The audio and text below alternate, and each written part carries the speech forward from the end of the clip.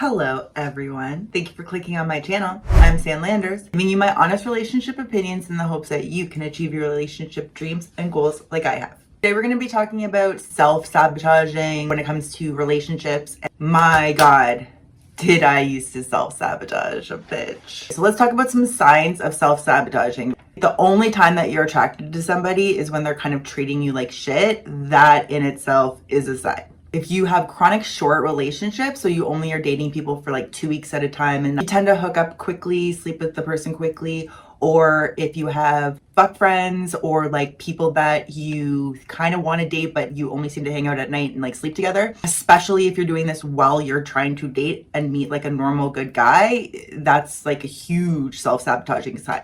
When the relationship does end, it's always the other person's fault. They've always done something wrong. It's never anything that you've done wrong. Tend to date the same type of people over and over again, whether it's somebody that drinks too much or parties too much or like treats you like shit or cheats on you or whatever, doesn't have a job. You tend to date the same person over and over to the point where you start thinking like that's the only type of person, that guy or whatever that exists out there is the type of guy that does those things, when really that's not the truth. Like you're probably doing some things, but we're going to talk about those things and I'm going to help you. We're going to get on the right track. You tend to like break up with a person really easily. So if they do like one thing that pisses you off, you're like, oh, that's it, I'm out of here.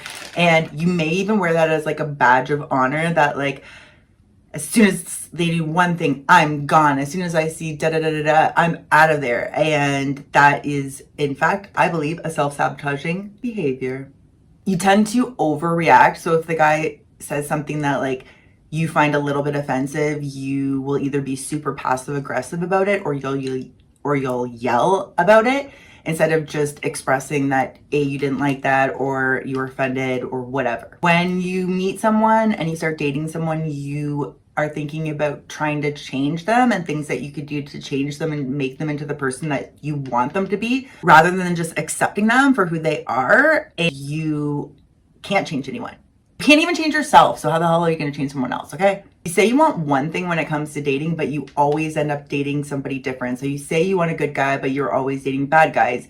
You say you want a guy that doesn't cheat, but you're always dating like guys that go out partying with their buddies all the time or whatever, like cheating type guys.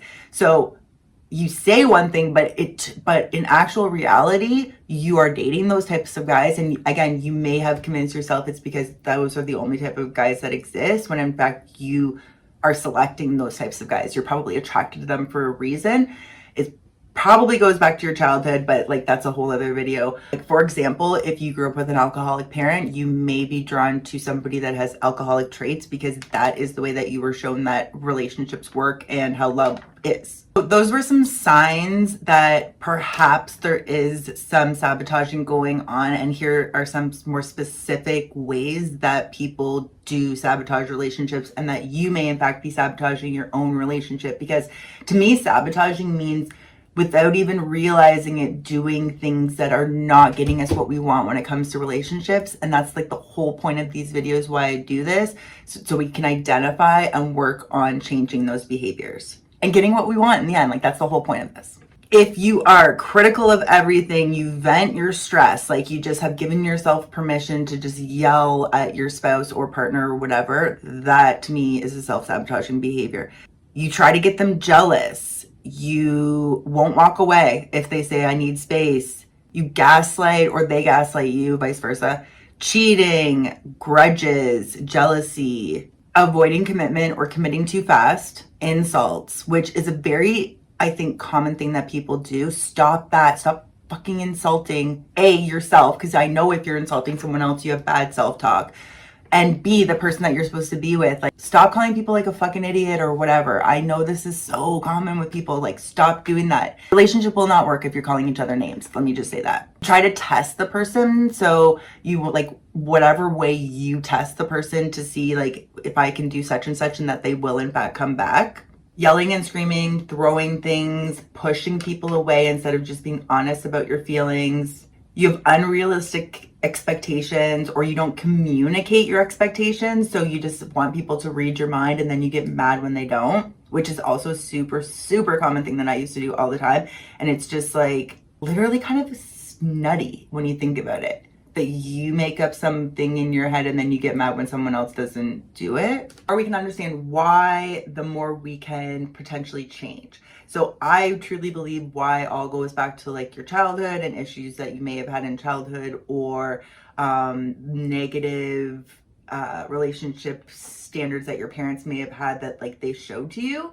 So most people have some sort of damage in their, life or close family. So like we're all kind of damaged in a way. It's just about healing that damage. You may have a hard time speaking up or like feeling that you can say what you're really thinking. So for example, earlier when we spoke about, if a guy says something that offends you, you don't feel like worthy enough to stand in your own shoes and say like, this is how I feel and I'm uncomfortable and I'm worthy enough to like have you potentially know that I'm not embarrassed of my feelings, and if you want to know the recipe of how to keep me, like this is it, and take it or leave it. Like I'm not going to tell you what to do. I'm just going to tell you how I feel, what I'm looking for, and if you choose to hear that and try to like reach those goals because this relationship is important enough to you, then that's something that can be discussed and worked on further.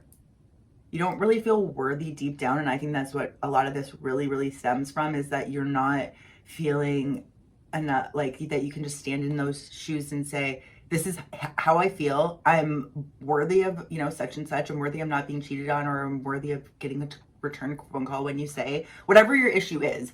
And then just sitting in that and being like, so if you choose not to call me back, then you choose not to call me back. But like, I'm not going to put up with that, basically.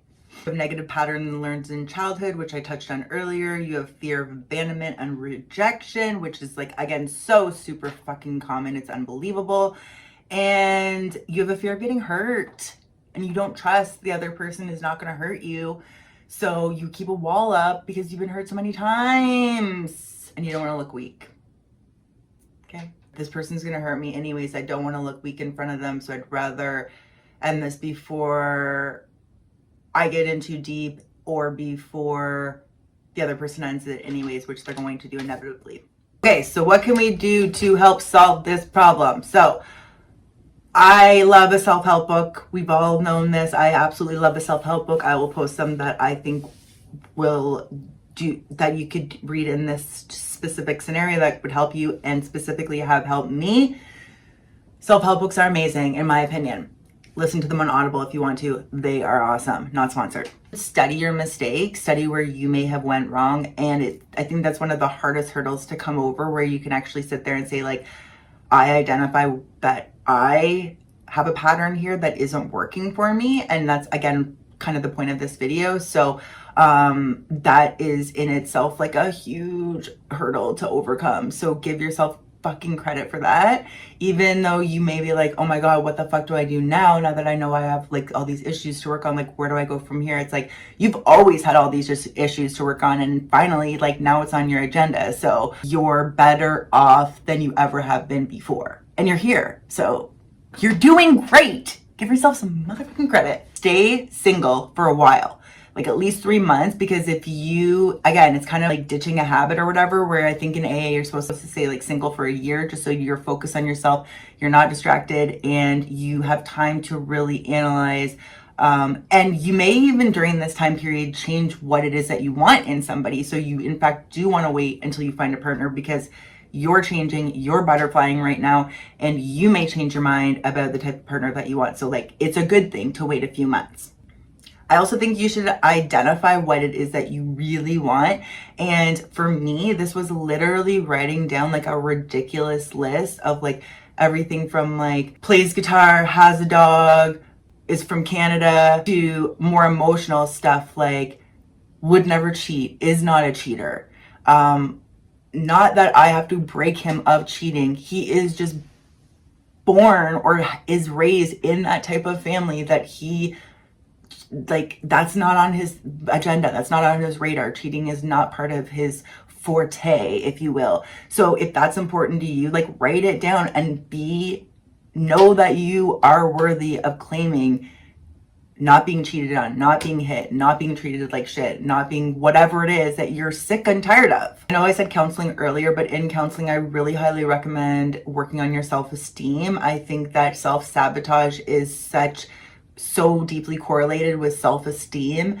And I know for me, it was a deep issue where I didn't even realize, like, if someone would have asked me, I wouldn't have believed that I had a low self-esteem at the time, because I was really outspoken, I was outgoing, but in a lot of ways, like, I deep down did not feel that I was worthy enough to have it all.